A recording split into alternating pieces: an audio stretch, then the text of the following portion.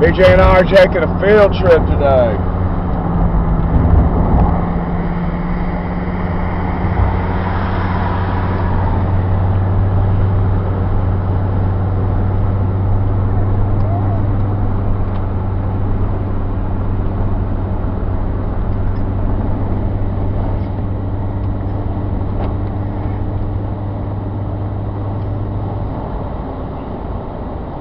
We just had the car repaired,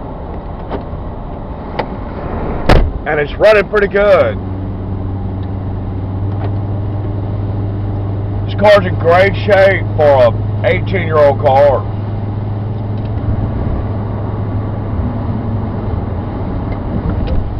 I was telling the lady back there at Dollar General, probably more than she wanted to hear, but she's in there by herself, you know. Got to take care of the whole store by herself. Yeah, a friend of mine that knew about future investments and things like that. He was a church member, so fellow church member of the same church that I'm a member at still today. I think he's still a member there too. He doesn't live in the state though anymore. But hey, when he visits, he attends church. He was telling me there was going to be a Dollar General where there is a Dollar General now, and he was saying that, I mean, as far back as 1979.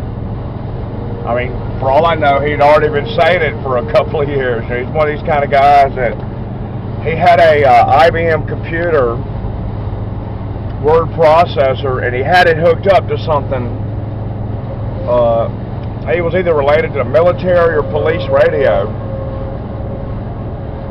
and he was the kind of guy that really saved his money.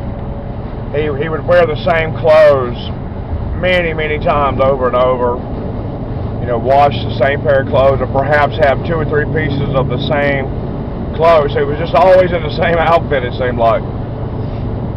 Maybe just a few different outfits that he had. You know, for going country line dancing. The guy had an amazing resemblance to Larry Hagman, so we joked that he was Larry Hagman's son.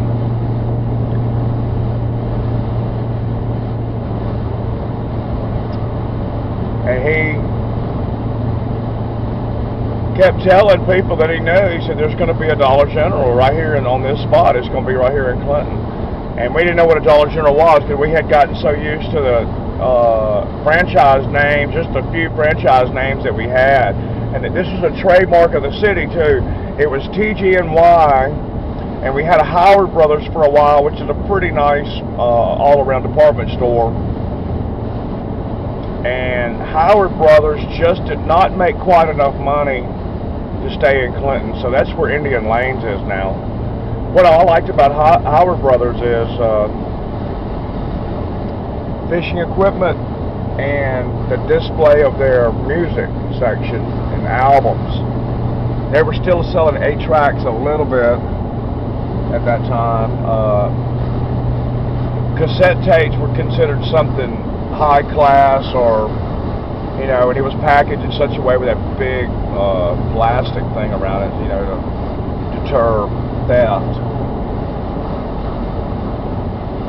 Had a lot of musical thieves back then.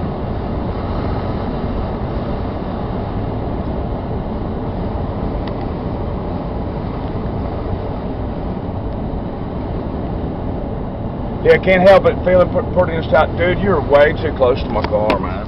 And we're going through an area that's, you know, they're doing work. You just don't need to be that close to my car on the interstate. God bless you. Maybe one day they'll learn.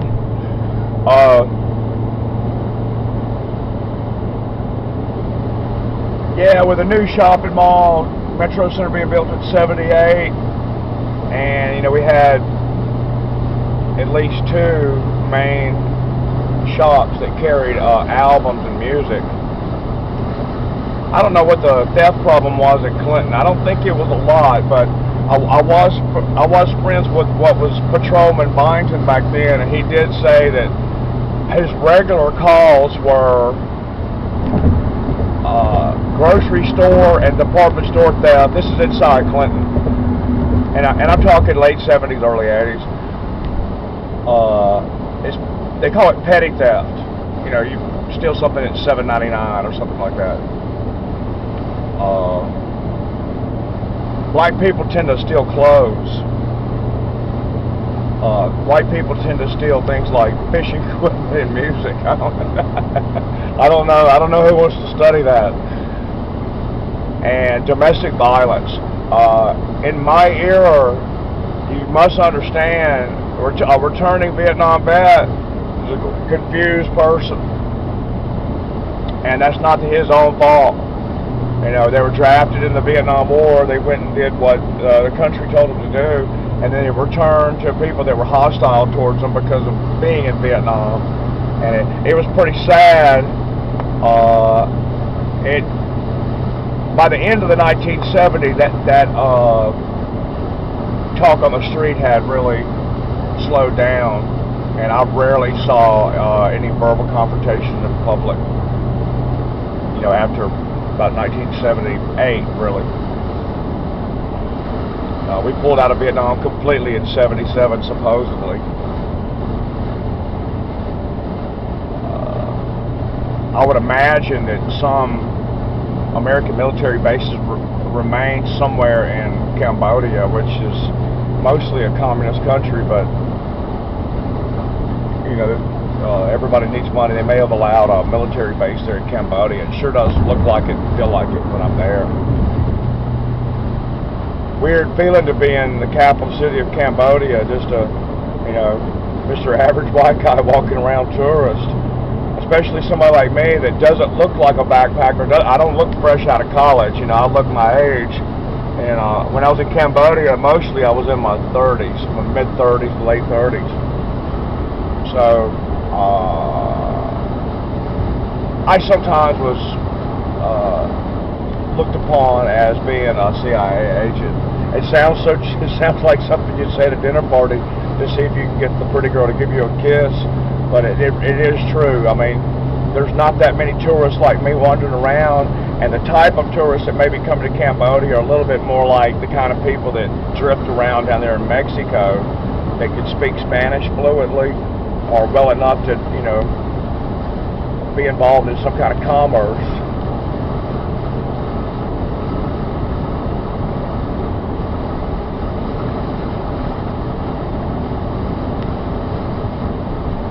Checking my air conditioner.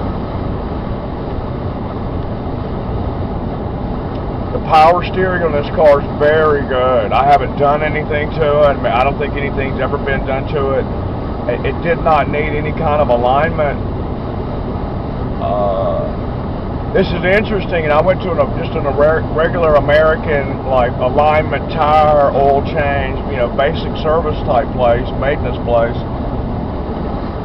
They mainly sell tires, and the guy seemed like it's like a pleasure to work on these things. To work on an Acura or an American mechanic is a special treat. I mean, you can tell by the way these guys talk. They're like, he told me that these cars don't need any kind of lubrication around the wheels. It's got a mechanism that it just doesn't need it. You don't need to grease your bearings or pack your bearings. He said that these cars don't have any bearings. I'm just gonna have to take his word for it. I haven't read the whole manual.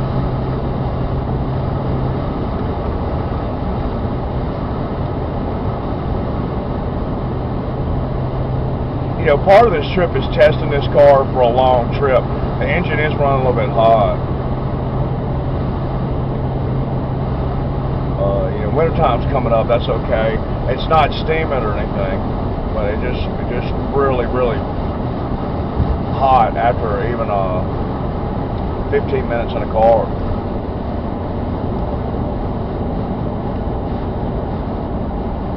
This is a beautiful day. If you own your own company or have a day off or you're retired, what a perfect day to go fishing.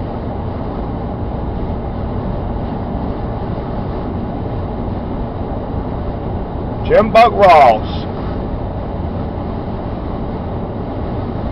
Now raise your hand if you know who Jim Buck Ross is.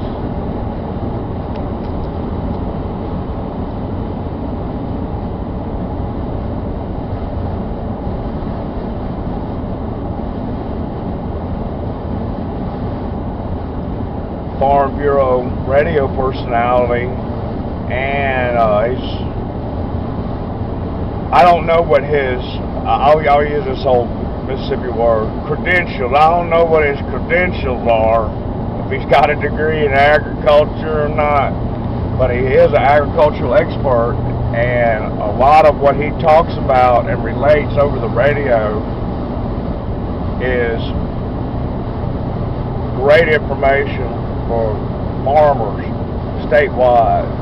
Now you take a look around, all of these trees are what you would call overgrown. They're sort of drooping because we had like 5 months of rainy weather, and then just like a little bit of rain and intense sunshine for a solid 2.5 or 3 months, and everything's grown up.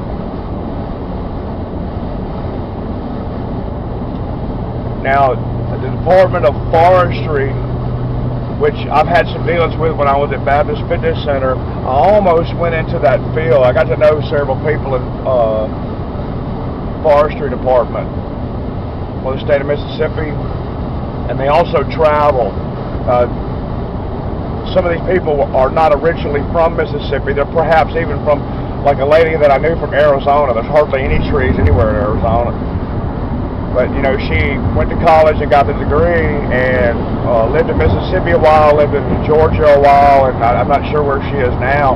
But, you know, what a great opportunity to move around, live different parts of the U.S., and, you know, what was lacking in the state that you're from is an interesting subject for you, and you can study it and turn that into a career.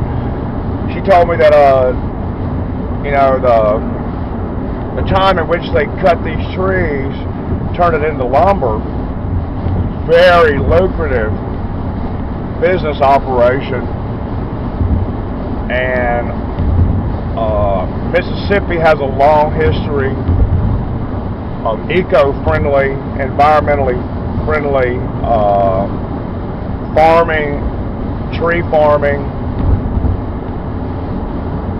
lumbering, and all those type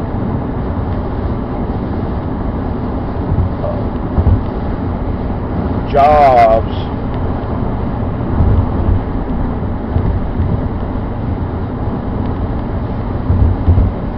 So there's a particular timetable for the cutting of these trees, and if you're living in an area where they're cutting a lot of trees down, it has such an impact and effect on the local economy that it's incredible. In other words, if you've been out of work 5 years or something, and you're just getting to where you can't hardly pay your light bill anymore, then all of a sudden they come to your area and they're cutting down, like, you know, 3,000 to 5,000 acres of trees. They're going to have to set up some mobile homes, and people are going to be camping out there. Of course, you can hire people from anywhere. You can hire people in the next county or in that county, but there may be some people that have to manage and supervise something like that, so they're going to be living there temporarily and eating and shopping and buying gasoline in your town. It's a big impact for that period of time, you know. And sometimes this tree cutting and replanting takes a couple years. It usually goes on past 18 months unless it's just a small area. It's done meticulously, and then every log has to be placed on those trucks and transferred to the area where they're going to run it through the mills. Turn some of it into building lumber, turn some of it into paper.